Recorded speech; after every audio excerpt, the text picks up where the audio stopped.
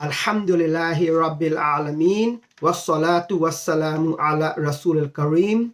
Rabbi shrah li sadri wa yassir li amri wahlul uqdatam min lisani yafqahu qawli. My esteemed listeners, brothers and sisters, Ramadan is just a few days away, and we are on the Ramadan countdown. Then what is our plan? What we're up to? What we're hoping for? So I just would like to let us reflect upon the purpose of Ramadan and fasting.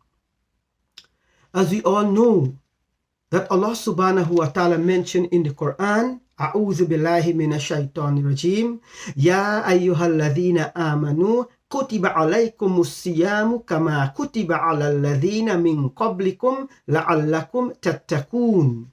O you who believe, fasting is prescribed upon you as it was prescribed upon those before you, in order for you to attain self-restraint, in order for you to become righteous, in order for you to have the taqwa of Allah. Taqwa, the taqwa of Allah subhanahu wa ta'ala is the main purpose of fasting. That is why we don't find adult Muslims, when they fast, they will never go behind the wall or the door or hide and eat. Why?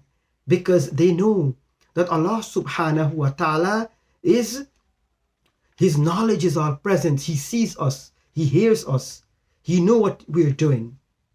And we have to take that same concept into all aspects into our lives and out of Ramadan, for us to have the taqwa, the fear of Allah, the respect of Allah, to know Allah is watching us.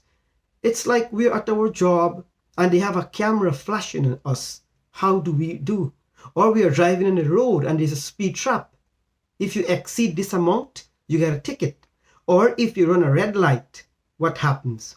So the main purpose is the taqwa of Allah, the consciousness of Allah. That is why Allah mentioned in the Quran, in Surah Baqarah, chapter 2, verse 194, Anna Allah ma'al muttaqeen. Allah is with those who fear Him, who respect Him. But how can we get this taqwa of Allah, this fear of Allah, this cognizance of Allah? By how? By fasting. Also, by involved in extra salawat. Pray more. Give extra zakat. Give extra of the zakat. Modify our behavior, our habits, our bad habits. Lower our gaze. Control our tongue.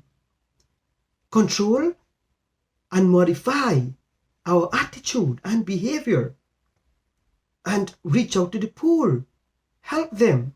Read a lot of Quran. So we must have this plan.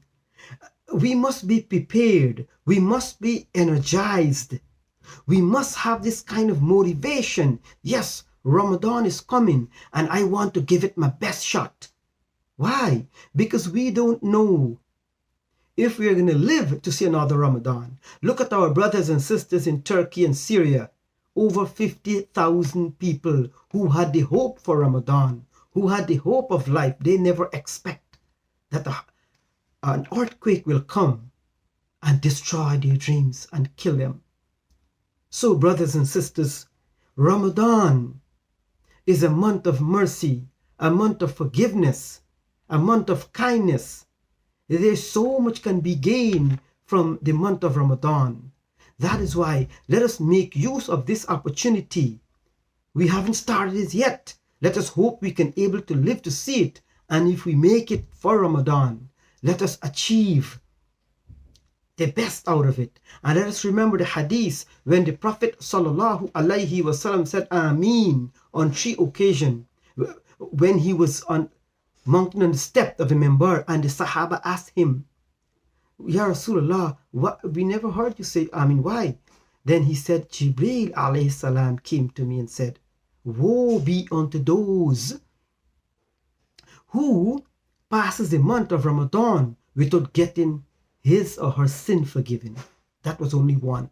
Time is going. I don't want to go into the rest, but may Allah help us and guide us and protect us and give us the best. Help us to give us the best of our effort in the month of Ramadan to gain the taqwa of Allah in order for us to get Jannatul Firdaus. Assalamu alaikum wa rahmatullah wa barakatuhu.